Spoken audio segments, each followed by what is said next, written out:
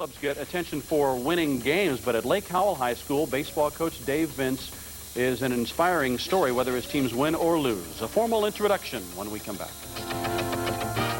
We come across someone who, without really trying, helps us put life into perspective. One such person is Dave Vince, the first-year baseball coach at Lake Howell. Meet Dave and understand in short order what the human spirit should be all about. Here's Channel 9's Brian Osborne.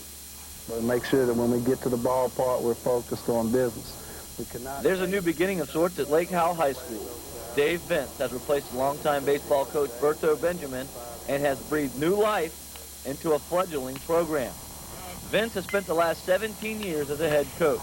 He's an associate scout for the Cleveland Indians and led a small college in Kentucky to the conference championship. Baseball isn't just a game to this man, it's a way of life.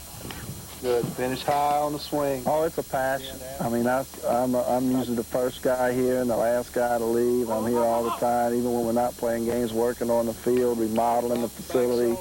So, yeah, I really love the game.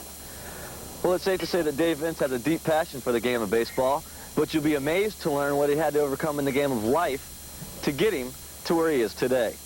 Well, I was born with a birth defect, and at age a year and a half, I had both my legs amputated, and doctors told me in 1960 that I'd never walk without crutches. And I put the crutches down when I was 8 years old, and been able to go ever since without a cane or a wheelchair.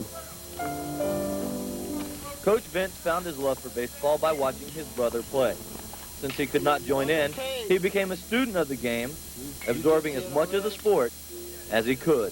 This, a man who doesn't know the feel of a cleat touching the base, never felt the crack of the bat, yet he teaches his players how to field grounders and hit curveballs.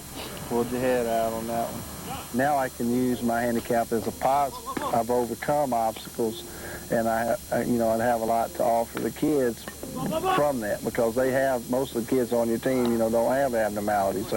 They have two good arms and two good legs, and if I can do this without any legs, then how much more can you accomplish, when you're considered healthy? Discipline has been sorely lacking on the Silverhawks diamond, but not anymore.